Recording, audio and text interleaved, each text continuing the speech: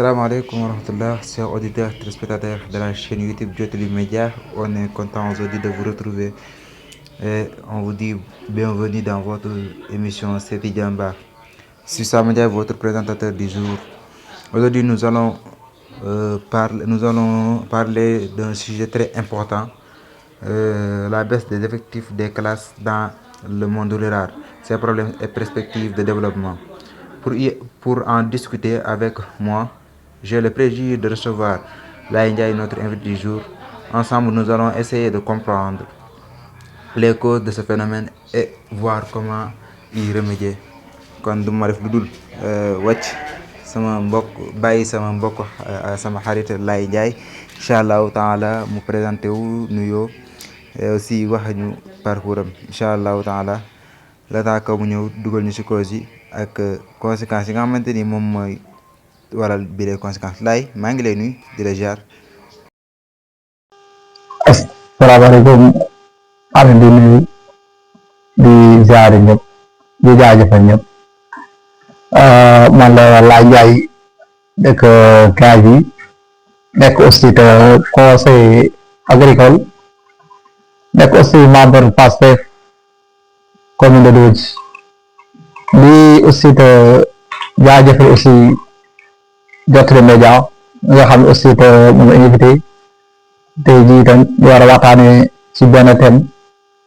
nga xam ne mooy la baisse des effectifs des classes dans le monde rural, problèmes et perspectives de développement. Donc ñu wax ci d'abord les causes de la baisse des effectifs des classes dans le monde rural. gis nañ ne bu njëkk bi dafa wax ni maanaam ñu mën koo faram-fàcce ci ñaari ponc am na lu ñu tuddee cause interne am lu ñu tuddee cause externe waaye ci interne bi nag gis nañ ne dañoo am jafe-jafe apprentissage moom boo xam ne bu ñu ko identifier nag moom dafa nekk loo xam ne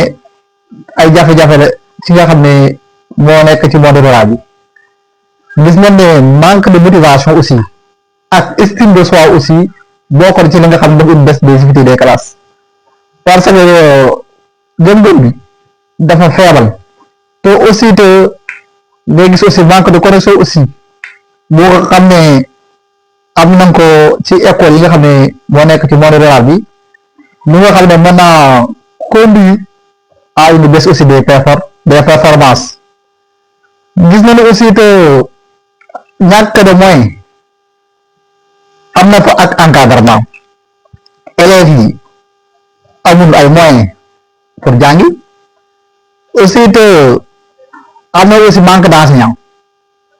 parce que gis nañ ne aussi enseignants yi dafa manque ci zone rurale bi day gis benn enseignant boo xam ne moo yor ñetti classe day gis benn enseignant koo xam ne day nekk directeur ba nekk aussi nekk enseignant aussi day nekk un véritable fardeau sur l'apprentissage dans le monde rural. gis nañu aussi manque aussi de moyens aussi yi nga xam ne am na ci parents yi day gis parent boo xam ne day am ñetti élèves ñeenti élèves bëgg leen a jëral kenn ku ne kay bëgg leen inscrire mu nekk loo xam ne day métti ci ñoom bu ko defee nag dana dem benn tànk tawum du ko jot léegi bu nee ba tànk tawum jotu ko day pousser élèves yi day abandonné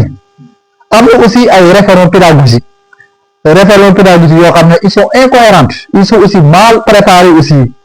moom mooy pousser à l'abandon des apprentissages fondamentaux qui sont perçus comme une cause de baisse du niveau loolu yëpp ci maanaam ci cause interne la moom la ko mën a boole. gis nañ aussi grève et aptitude des enseignants les grèves s'accélèrent grève yi dafa bari école bu mu tuddee yàgg na mais kenn jàngul parce que tey boo xoolee tey lycée boo dem gis sax c'est boo dem ci milieu rural bi gis nañ ne ñoo manqué ay professeurs tey boo demee aussi ci enseignants yi mooy loolu des fois am na zone yoo xam ne amul enseignant amul dara lii lépp dafa nekk loo xam ne dafay indi baisse des niveaux de l'apprentissage des élèves dans le monde rural parce que boo xoolee le monde rural c'est un monde isolé mais aussi c'est un monde dans lequel aussi cadre yi nga xamante ne moom lañ coow ci réew mi pour ñu jógee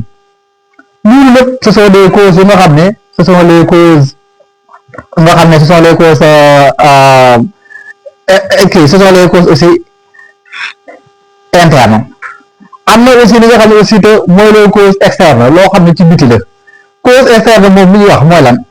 familiaux et socio-économique familiaux et socio-économique bu ñu ko waxee mooy problème familial am ñoo xam ne dañoo nekk en crise familiale parce que dañoo nekk ci jafe-jafe yoo xam ne jafe-jafe yu métti la gis nañ ne aussi que ci seen statut économique aussi manque de soutien à la maison et un environnement de vie difficile a un impact négatif parce que ñoom gis nañ ne aussi kenn soutenir leen sonn nañ te aussi que danañ dem benn âge aussi que mënuñoo jàng parce que li nga jàng mënut a ànd ak yeneen jàng aussi mënut a ànd ak ay jafe-jafe ñun yëpp boo gisee aussi que gars yi dañuy repousser à abandonner ce qui a aussi engendré une baisse de niveau des classes am na lu aussi sur exposition au écran bu ñu ko waxee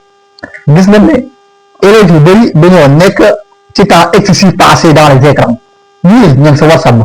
ñii ñu ngi si jeu comme ay exhibit ñii ñu ngi seetaan ay vidéo ñii ñu ngi seetaan ay théâtre lii aussi que boo ko def si nga xam ne dafa nekk une baisse de l'intention et de la réduction du temps de lecture parce que gars yi liiruñ et par conséquence une diminution aussi des compétences seen xam-xam aussi de wàññeeku foofu ak aussi manque de stimulation bu ñu ko waxee lenn la mooy la part des parents la responsabilité des parents parce que gis nga parent bu nga xam ne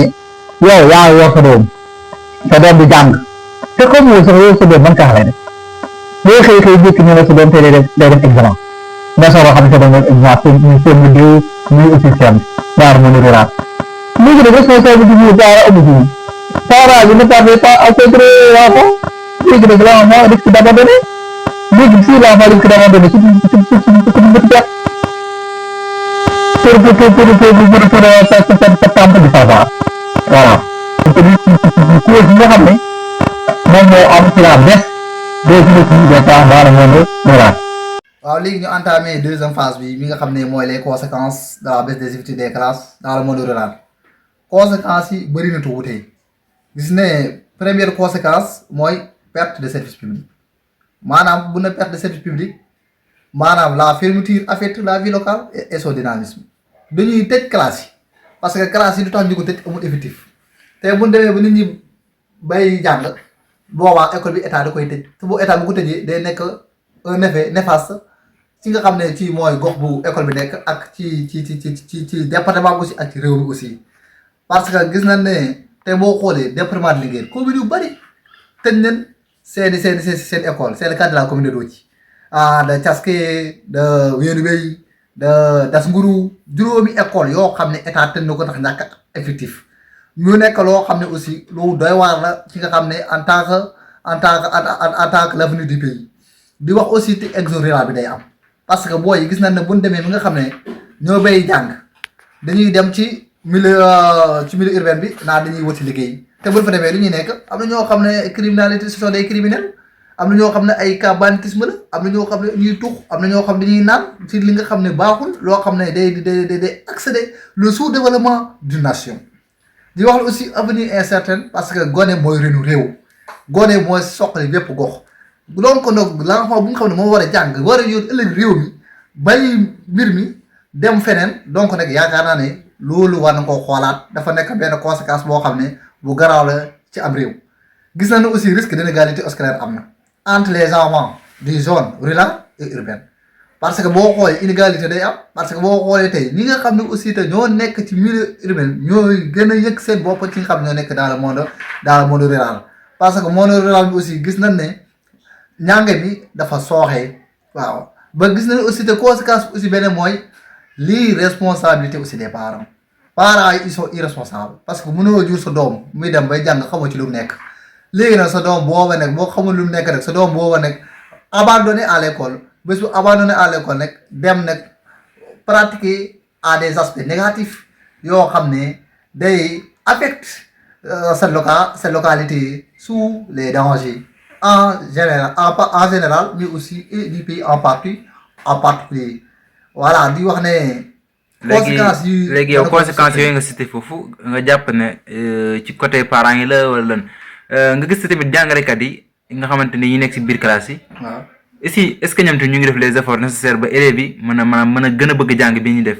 xam nga tamit nit soo nekkee ci benn école supposons sa xel neexul aussi amu encadrement bu baax nga nekk ci classe di redoubler mën na laa pousser nga baax. waaw léegi est-ce que encadrement bi nga xamante ni mooy prof yi est-ce que ñu ngi xar seen tànk tubé bu baax a baax pour que les élèves comprennent. léegi di wax ne dans le cadre du monde rural muy enseignants yi muy professeurs yi maanaam enseignant en tant que tel enseignant bi dafa war a agir comme état acteur de développement. enseignant bi dafa war a def ndongali doomam. effectivement jàngal ko aussi te jàngale bu ñuy jàngal aussi c'est la méthode parce que ñoom dañoo appliquer la méthode canadienne. moom leen appliquer si l'enseignement primaire. CEM aussi te gis na ne c'est la même chose.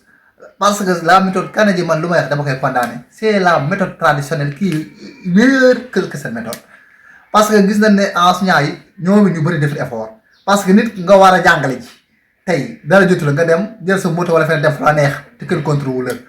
gone gi si semaine bi mu jàng si ñetti yoon te gone gi aussi yow normalement war ngaa dem ci kër yaayam ak kër bayam. effectivement du ko seetu du xool ndax gone gi mi ngi jàng wala jàngul te aussi te jàngalekat yi enseignants yi aussi war na am seen propre responsabilité di respect aussi des cours di aussi jàngal gars yi carrément ne leen ku comprendre waxal ñu expliquer la ku comprendre ñu expliquer la mais nekkul ne da ngay yuuxu élèves yi boo ko yuuxoo non ça ce n'est pas un enseignant mais c'est autre chose. parce que boo mënee transmettre un savoir mais soit un savoir-faire mais soit un savoir-être il faut avoir une manière boobu nag moo mën a permettre à l'enfant d'apprendre te aussi te gis na ne aussi te lu ci ëpp ñoo xam ne niveau élève bi day tiit parce que enseignant bi da koy jël mu gëdd ko wala professeur boo xam ne aussi te bu dugg ci classe bi kenn du noyyi. mais on dit éducation et enseignement. ñoom tamit ils sont chargés d'éduquer les enfants. comme ñoom débur la am nañ droit am nañ la possibilité ñuy wax nit ki tegal si yoon bi am na possibilité def ci moom sax xam-xam. wala yow gisoo loolu. pour possibilité yi bu demee nag. parce que suñu ne enseignant. débur la am ci ndongo bi. parce que moom war na kaa éduquer. war na kaa enseigner aussi. mooy war na kaa yar war na kaa jàngal. waaw war na koo yar war na koo jàngal mais si ak nu mu koy defee. parce que dina la pédagogie. te bis bu ne la pédagogie aussi boobu nag moom la enseignants yu bëri manqué ak professeurs yi. d'accord parce que man yaakaar naa ne am na ñu am pédagogie dëgg élève bi tey muy nekk ci CEM tey kooku ci biir classe lay comprendre am élèves yoo xam ne dañoo neex xel am na aussi ñoo xam ne aussi te neexul xel waaye dana am lu ñu capté au moins ci cours bi mais day gis professeurs yoo xam ne boo bëggee dëgg si Sénégal professeurs yu bëri laa wax de jàngalewul parce que am na professeurs yoo xam ne bu ñëwee ci classe bi mooy loolu te imagine nga war a dugg 10 heures de cours ñaareel 10 heures midi nga war a cours bi jeex nga dugg 10 heures 30 wala 10 heures 40 bëri na si Sénégal gis nañu aussi te ay enseignants yoo xam ne aussi mooy loolu dans le monde rural enseignants yoo xam ne tey bu leen neexee xëy suba bu leen neexee du ñëw muy loo xam ne aussi te élève bi du jàngalu kenn xam day xëy di dem di dikk léegi xëy di dem di dikk day indi la baisse du niveau léegi bu baisse du niveau c'est que c'est passé quoi c'est l'abandon. effectivement waaw l'élève abandonne. te élève bu abandonné qui perd. Ce n'est pas lui-même qui perd. C'est l'État. Mais c'est nous tous. Nation. Voilà, c'est le système. D'accord. Donc c'est ça ce qui se passe dans le monde rural. am na solo lool gis nañ ne suggestion yi nga def ci biir lu am solo la gis nañ ne aussi ñanga tamit lu ñu wax l'éducation moom moo nekk avenir réew ndaxte suñu jëlee ndaw ñi def ci ñoom xam-xam dinañ mën a jariñ réew mi ndaxte tamit kenn xamul ka mooy nekk président ëllëg wala ka ma ci nekk ministre wala ka ma ci nekk DG duñ xam kon nag bëgg nañoo xam quelles sont les solutions yi nga xamante ni moom la war a mën a apporter pour li nga xamante ni moom lay monde rural bi di dund ci lu mel ni tëj ay école wala aussi difficulté yi nga xamante ni mu ngi koy am ci wàllu jàng bi loolu tamit bëggoon na nga ñëw ni ci bu baax a baax a baax. léegi solution yi may wax mooy solution yi aussi te loo xam ne day saafara lu jafe-jafe bi nga xam ne ñu ko n'a pas prendre en compte aussi dans le monde rural muy la baisse des effectifs des classes donc le rôle de l'État en tant que le garant de la nation, en tant que aussi le garant de la Constitution, parce que l'État est une organisation politique de la société. État, moi, bu ñu waxee secteur éducatif État moom war naa jël ay mesures adéquates mesures adéquates mooy am na ñoo xam ne ñi nga xam ne ñoom dañoo néew doole ñu néew doole ñu dans ce sens état dafa war a def le tout pour dimbale leen aussi ñu accéder dans certains programmes yi nga xam ne mooy programme de soutien boobu pour dimbale ñu nga xam ne ñoom seen tànk tubéy jutu ko bu ko defee ñoo ñu mën a accès aux soins éducatifs bu ko defee ñoo ñu mën a jàng aussi ci te duñu am ci benn jafe-jafe aussi boo xoolee la faillite de l'UNESCO dans le monde rural. L'UNESCO a failli sa mission parce que l'UNESCO s'occupe de l'enfance jusqu'à 8 ans.